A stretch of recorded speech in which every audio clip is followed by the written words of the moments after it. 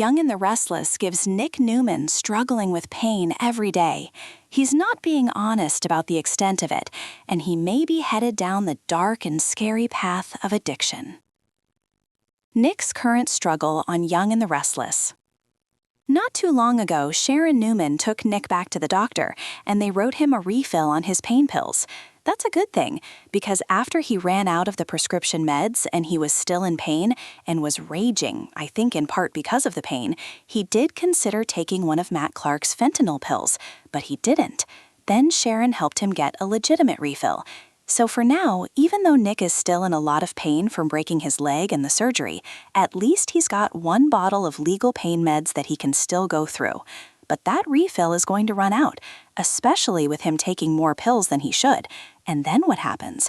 The doctor's not going to keep refilling the opioids. That's not what doctors do anymore.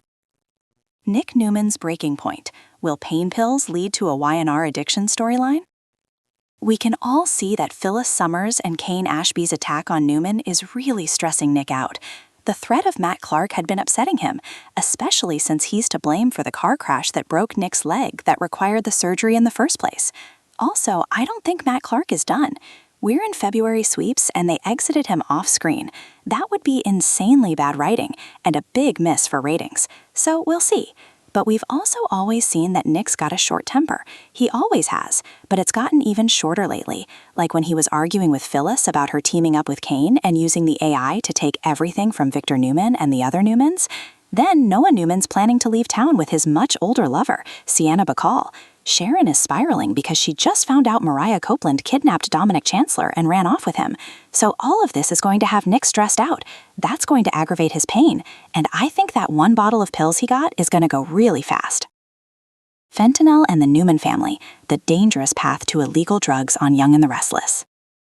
From there, I think it's feasible that Nick may turn to fentanyl or some other illegal drug once the doctor cuts off the legal pain meds. If he wasn't going to take the drugs that Matt Clark gave him, I think Nick would have already flushed that or tossed the bag out, but he didn't. I think one tablet of fentanyl may be enough to get Nick hooked given the addiction gene that runs in the Newman family. So we're going to talk about some of the bad outcomes if he does pop those illegal pills that Matt Clark gave him. The road to addiction could lead Nick to some very bad places.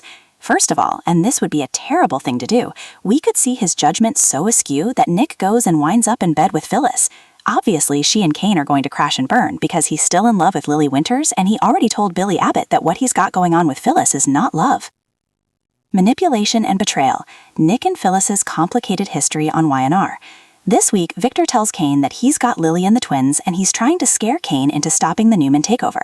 If that works and Kane backs off, I think Phyllis is going to turn on Kane in a heartbeat. And I think Phyllis will try and continue the Newman takeover plot on her own. Nick might think that he can outsmart her, get close to Phyllis, convince her to stop, and try and use her feelings for him to shut her down.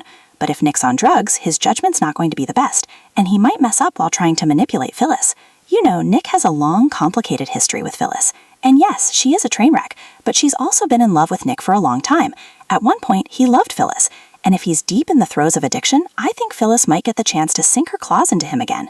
And that leads us to the next possible disaster to talk about. The end of Schick? How addiction could ruin Nick and Sharon's Young and the Restless reunion? The second thing is that Nick may screw things up with Sharon. She and Nick were on their way to a reunion. They shared a couple of kisses and they talked about reuniting, and it seemed to be that they agreed on it. But then nothing happened. It's not even a slow burn for Sharon and Nick at this point. It's a no burn. There's not even a simmer of action happening between them. It's like Josh Griffith hates the idea of writing anything romantic for Nick and Sharon. Or maybe he just forgot. I don't know how to explain the fact that he just abruptly dropped it. If Nick spirals into addiction, I think fans of him with Sharon may never get the real reunion they were hoping to see at last. Now, I will say, if Nick is struggling with addiction, I think that's something Sharon can handle and help with. But if Nick gets too close to Phyllis, that could be a deal breaker. I think Sharon would be absolutely disgusted if Nick tangled with Phyllis after what she's done to his family. Violence and rage, the dark side of Nick Newman's hot temper on Y&R. Over and above Nick being with Phyllis, if Nick's not thinking clearly, he might fall in bed with random women. Maybe strangers, maybe chicks he meets while out looking for street drugs. I think that would be something Sharon couldn't handle or tolerate. Another thing we could see if Nick falls into opioid addiction is he could turn really violent. I mean, Victor's son is already a hothead, and Nick has a tendency to punch first and think about it later. So he might get physical with Kane because he's already eager to give him a beating. That could get him arrested. Nick might snap at Sharon. There's no telling who Nick might loose on. I don't think he would physically hurt Sharon, but he may throw things around and scare her. Even without pills in his system, I mean, we know Nick got a terrible temper. He's been like that for years. So I would expect more anger, more rage, and him maybe smacking some people around. Nikki Newman and Jack Abbott, confronting the signs of opioid addiction. Another thing we might see is that if Nick's getting hooked on painkillers, then Nikki Newman and Jack Abbott may be the first ones to notice the signs of addiction. But I think if either of them approached Nick, I think he would lash out at them. Addicts always get defensive. They deny they have a problem. And Nick might spew ugly things at his mom, Nikki, and snark about her sobriety issues, making her paranoid. You know, addicts can get really mean and they say stuff they wouldn't otherwise. I think Jack in the end could end up saving Nick if it goes down this road, because Jack's been addicted to pills, so he really understands the struggle. But I think Nick would have to be pushed to Grossman help. Ruining the brotherhood, Mick and Adam Newman's fragile bond on Young and the Restless. The last thing to consider if Nick gets hooked on drugs is that he may ruin his newfound brotherly bond with Adam Newman. They've gotten really close recently, but before that, Nick and Adam had years of rivalry, and we all know that drugs bring out the absolute worst in people. So Nick might start being a real jerk to Adam, and I think he might figure out that Nick is struggling, and I think Adam might actually try to help, but I think Nick would just lash out at Adam and say, "Oh, you finally have all of Victor Newman's attention," that kind of thing. I think Nick's going to lash out at a lot of people.